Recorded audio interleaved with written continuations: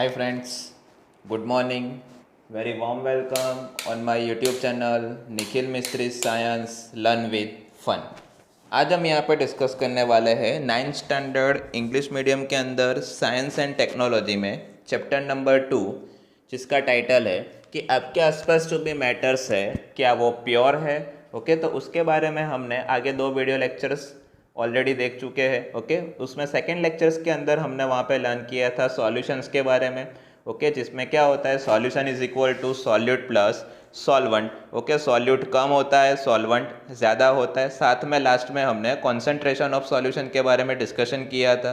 Okay, जिसके formula percentage W/W, V/V और W/V के बारे में हमने पढ़ा था। और जो भी न्यूमेरिकल्स बाकी है तो वो लास्ट में हम एक ही साथ सारे न्यूमेरिकल्स आपको यहाँ पे बोर्ड के थ्रू समझाएंगे। ओके, तो यहाँ पे आज का हमारा जो भी टॉपिक है वो टॉपिक का नेम है सस्पेंशन क्या है।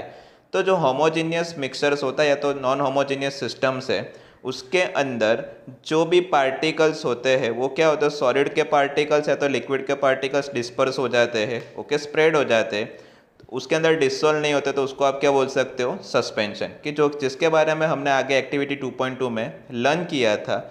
जो भी सस्पेंशंस होते हैं वो हेट्रोजीनियस होते हैं, मतलब कि सॉल्यूट और सॉल्वेंट मिक्स होते नहीं है। ओके, मतलब कि जो भी यहाँ पे सॉल्यूट है वो सॉल्वेंट के अंदर प्रॉपरली डिसॉल्व होता नहीं है। उसके जो भी पार्टिकल्स होते हैं उसको आप अपनी आईज से विथआउट माइक्रोस्कोप सॉल्यूशंस के अंदर उसको आप देख सकते हो, और वो बल्क में होते है। जैसे कि जो भी डस्ट पार्टिकल्स अगर वो पानी में होते हैं तो उसको आप इजीली देख सकते हो, उसी टाइप का ये सॉल्यूशंस है।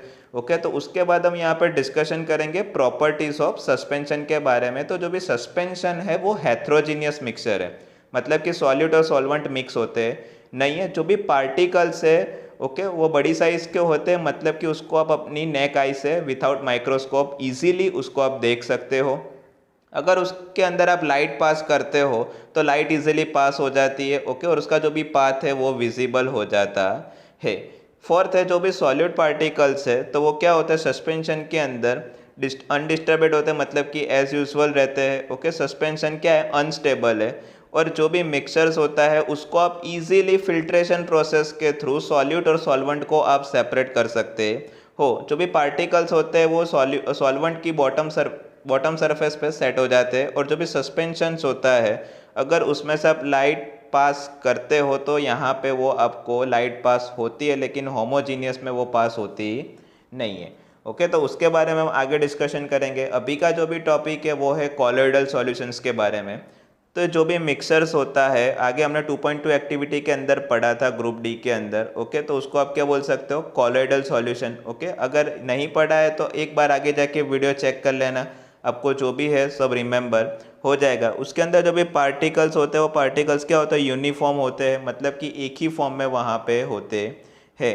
यहाँ पे हम डिस्कशन करें तो उसकी जो भी पार्टिकल्स की साइज़ होती है वो बहुत छोटी होती है सस्पेंशन के कंपेयर में।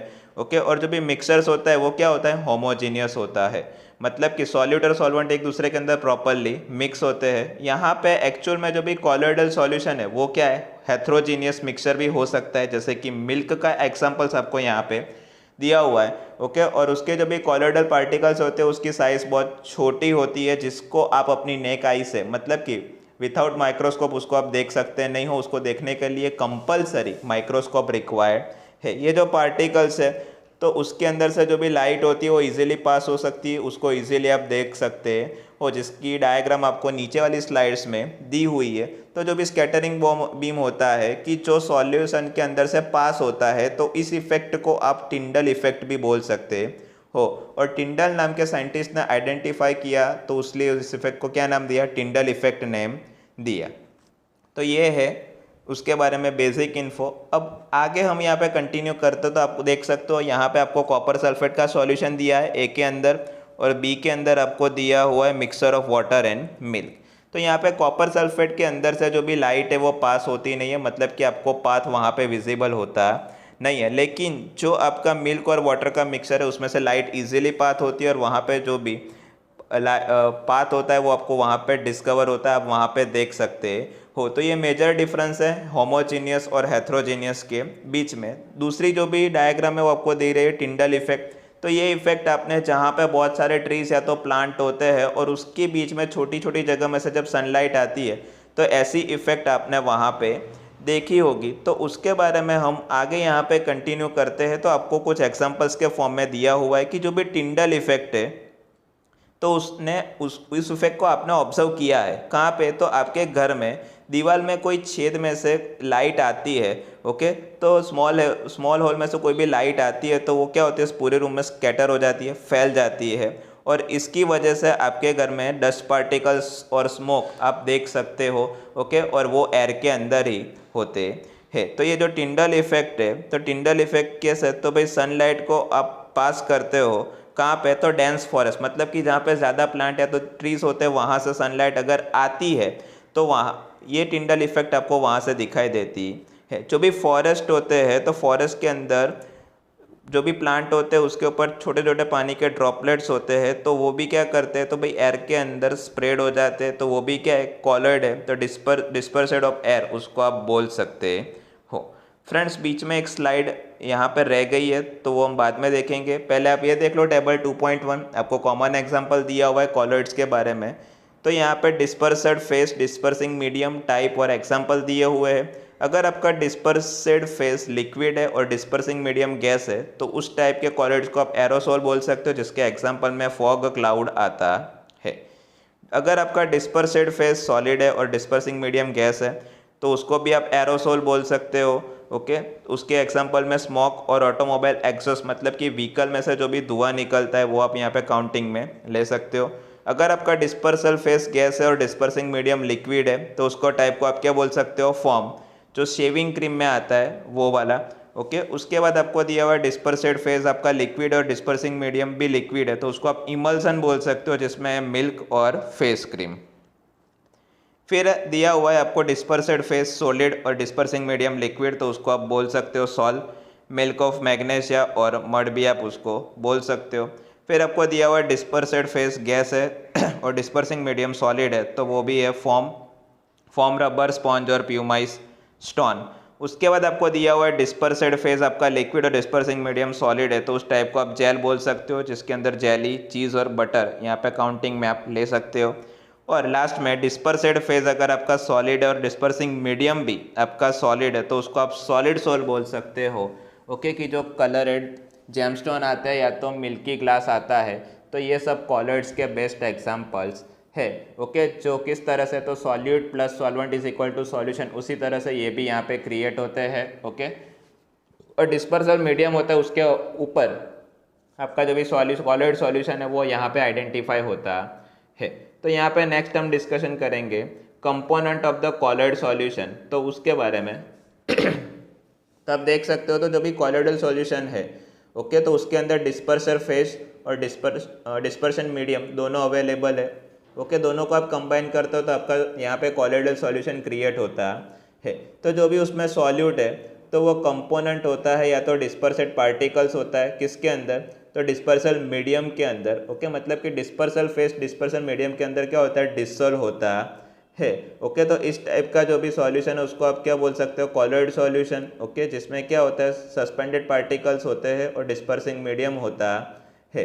तो यहाँ पे जो भी कॉलॉइड्स है, अगर उसको आप क्लासिफाइड करते हो तो यहाँ पे उसके स्टेट के अकॉर्डिंग सॉलिड, लिक्विड और गैसियस, ओके, कि जो उसके क्या है, डिस्पर्सिंग मीडियम है और डिस्पर्सिंग फेज है, उसके अकॉर्डिंग उसको आप आइडेंटिफाई कर सकते हो या तो यहाँ पे उसको आप डिराइव कर सकते हो। और कुछ कॉमन एग्जांपल्स आपको यहाँ पे दिए हुए टेबल 2.1 में, कि जो हमने पढ़े कि जो किसके थे, तो भाई कॉलॉइड सॉल्यूशंस के थे। ओके, और ये जो सारे एग्जांपल्स है वो हम हमारी रूटीन लाइफ में हम उसको क्या करते हैं, तो यूज़ करते हैं। फ्रेंड्स, बीच में एक स्लाइड छूट गई है जिसकी जो भी यहाँ पे थियरी वो मैं लास्ट में आपको एक्सप्लेन कर दूंगा। ओके, अभी आपका टॉपिक है separating the component of mixture. Okay, तो जो भी कंपोनेंट है उसको आप कैसे सेपरेट कर पाते हो, तो देखो हमने बहुत सारी ऐसी चीज़ पढ़ी, ओके, कि जिसके अंदर हमने ऐसा आइडेंटिफाई किया कि कोई भी सब्सटेंस होता है वो नेचुरली और केमिकली प्योर होता नहीं है। ओके, तो वो जो सब्सटेंस है उन सबको आप क्या कर सकते हो, तो भाई मिक्सर में से इंडिविजुअल उसको आप सेपरेट कर सकते हो। उसके लिए बहुत सारी सेपरेशन मेथड्स भी अवेलेबल है। ओके, तो उसी सेपरेशन मेथड के बारे में हमें पढ़ना है कि जो क्या करता है, मिक्सर्स में से सेपरेट इंडिविजुअल कंपोनेंट्स हमको सेपरेट करके देता है। तो जो भी हेथरोजीनियस मिक्सर्स होता है, तो वो इजीली क्या होता है, तो भाई सेपरेट हो जाता है। तो उसके लिए बहुत सारी फिजिकल मेथड जैसे आपको दी हुई है, हैंड पिकिंग है, शेइंग मेथड है, फिल्ट्रेशन है। तो ये जो सारी मेथड है वो हम अपने डे बाय डे वर्क में यूज़ करते हैं। और कुछ स्पेशल टेक्निक्स भी हम आगे वाले वीडियो लेक्चर्स के अंदर पढ़ेंगे कि जो कंपोनेंट ऑफ मिक्सर है उसको सेपरेट करने के लिए यूज़ होता है, जैसे कि वेपराइजेशन मेथड है, डिस्टिलेशन टावर मेथड है, उन सब के बारे में हमें यहाँ पे पढ़ना है। तो फ्रेंड्स ये हो गए डिस्कशन पार्ट 3 की।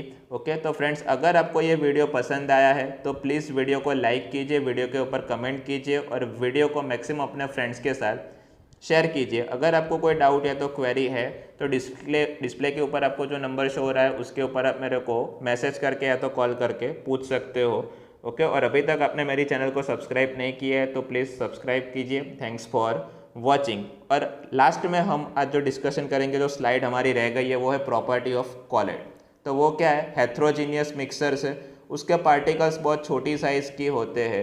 ओके, तो उसको आप क्या कर सकते हो, तो भाई यहाँ पे उसको आप देख सकते हो, जिसके लिए आपको नेक आई से भी कभी कभी दिखाई देते हैं और माइक्रोस्कोप का भी आपको यूज़ करना पड़ता है। उसके अंदर से जो भी लाइट है तो वो लाइट क्या होती है, पास हो जाती है। ओके, जिससे पाथ क्या होता है, विजिबल होता है, उसको आप इजीली उसका पाथ आप देख सकते हो। कुछ पार्टिकल्स ऐसे भी होते हैं कि जो अनडिस्ट्रीब्यूटेड होते हैं कॉलॉइड के अंदर। ओके, वो स्टेबल नहीं होते, तो वो क्या होते हैं, सेटल डाउन भी होते नहीं, बॉटम सरफेस पे वो बैठते नहीं है। और जो भी आपका मिक्सर्स है, तो मिक्सर्स को आप फिल्ट्रेशन प्रोसेस के थ्रू उसमें से जो भी आपके कंपोनेंट्स है उसको इजीली आप सेपरेट कर सकते हो। तो ये जो स्पेशल टेक्निक आपको यहाँ पे दी हुई है, ओके, तो उसका जो भी सेंट्रीफ्यूगेशन मेथड मेन है कि जो हमारी वॉशिंग मशीन और मिक्सर्स के अंदर यूज़ होती है, कि जिससे आप कॉलॉइडल पार्टिकल्स को इजीली सेपरेट कर सकते हो। अगर सेंट्रीफ्यूगल मेथड की मैं डिस्कशन करूँ तो उसके अंदर जो भी लाइट पार्टिकल्स होते हैं वो दूर चले जाते हैं और हैवी पार्टिकल्स होते हैं वो सेंटर के आसपास थोड़े एरिया में ही वो कवर हो जाते हैं। तो ये थी प्रॉपर्टीज ऑफ कॉलॉइड। ओके, और मेनली सेंट्रीफ्यूगेशन मेथड है वो हम घर पे भी यूज़ करते हैं, वॉशिंग मशीन है हमारा। ओके, जो भी मिक्सर से उसके अंदर यूज़ होता है। तो thank you friends, thanks for watching and thanks for supporting.